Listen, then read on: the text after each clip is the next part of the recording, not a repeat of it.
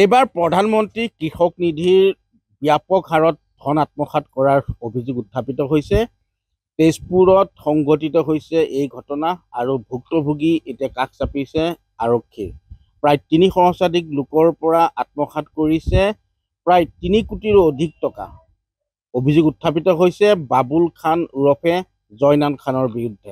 হয়, আমি দেখুৱাইছোঁ এইসকল ভুক্তভোগী। এয়া কেৱল মাত্ৰ উদাহৰণে প্ৰতিকূল বতৰৰ বাবে আহিব পৰা নাই। তেওঁলোকে উল্লেখ কৰিছে প্ৰায় ৩ সহস্ৰাধিক ব্যক্তিৰ পৰা প্ৰধানমন্ত্ৰী কিষাণ নিধিৰ যি ধন একাউণ্টত সোমাইছিল, সেই প্ৰতিগৰাকী ব্যক্তিৰ পৰা 10,000 টকাকৈ তেওঁলোকে কৰ্তন কৰি ৰখাৰ অভিযোগ উত্থাপিত হৈছে জয়নাল খান ওৰফে বাবুলৰ বিৰুদ্ধে। 10,000কে যদি আমি ধৰোঁ তেন্তে 3,000 ব্যক্তিৰ বিপৰীতে 3 কোটি টকা আত্মসাৎ কৰিছে আৰু ৰাজনৈতিক প্ৰভুত্ব খটুৱাই ধন আত্মসাতৰ গুৰুতৰ অভিযোগ উত্থাপিত হৈছে। এইসকল ভুক্তভোগী আছে। মই পুনতে এগৰাকী মহিলাৰ কাষলৈকে আহিব বিচাৰিছোঁ। আপোনাৰ কিমান টকা আছিলে? 14,000 টকা। 14,000 টকা। পালে কিমান? 4,000। 4,000। 10,000টো লৈ গৈছে বাবুলে। 10,000টো লৈ গৈছে। প্ৰত্যেকৰ পৰা 10,000 লৈ গৈছে। সবেৰ পৰা 10,000 কৰে লৈ লৈছে। 10,000 কৰে সবেৰ পৰা লৈ লৈছে। কিমান মানুহ হ'ব? বহুত 3,000 ওপৰত মানুহ হ'ব। 10,000কে হ'লে 3 কোটি টকা। 3 কোটি টকা 10,000 মানুহ। 10,000 করে। আপোনালোকে কৈছে ৰাজনৈতিক ব্যক্তিৰ কথা কয়, তেওঁ কাৰ কথা কয়? জয়নাল খানৰ কথা।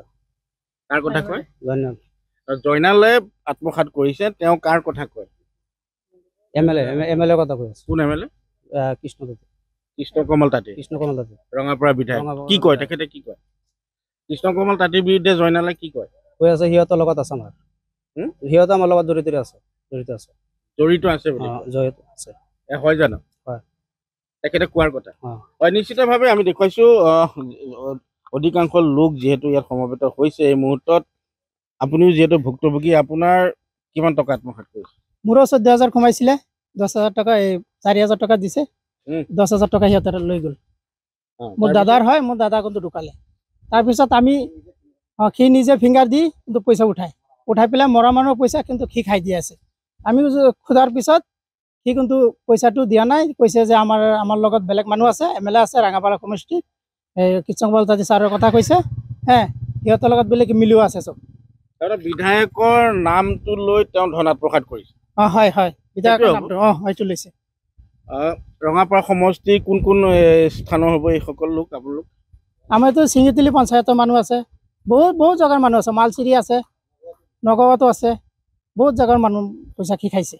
দাদা যিহেতু আপোনাৰ মৃত ব্যক্তিৰ নামতো ধন আত্মসাৎ কৰিছে নিশ্চয় কৰিছে। হয়, আৰক্ষী কাষ চাপিছে, আপোনালোকে এজাহাৰ দিছে? এজাহাৰ দিছে। হয়, এইসকল ভুক্তভোগী লোক যিহেতু প্ৰতিকূল বতৰৰ বাবে যথেষ্ট সংখ্যক লোক আহিব পৰা নাই। ইয়াক কেৱল উদাহৰণে আমি দেখুৱাইছোঁ আৰু এনেদৰে জয়নাল খান ওৰফে বাবুল খানৰ বিৰুদ্ধে উত্থাপিত হৈছে কোটি টকাৰ ধন আত্মসাৎ কৰাৰ গুৰুতৰ অভিযোগ। এইসকল লোকে আৰক্ষীৰ কাষ চাপিছে, কিন্তু ন্যায় লাভ কৰিবনে? তেওঁলোকৰ যি 10,000 টকাকৈ কাটি ৰখা বুলি অভিযোগ উঠিছে, সেই টকা কেনেদৰে আৰক্ষী প্ৰশাসনে তেওঁলোকক মোকলাই দিব বা এই ক্ষেত্ৰত কেনেধৰণৰ বিহিত ব্যৱস্থা গ্ৰহণ কৰে, সেই আগন্তুক দিনত লক্ষণীয় হ'ব। আপুনি বিচৰা বাতৰি পাব কেৱল নিউজ 18 এপত। নিউজ 18 এপ ডাউনলোড কৰিবলৈ স্কেন কৰক এই QR কোড। গুগল প্লে ষ্টৰতো পাব এই নিউজ 18 এপ।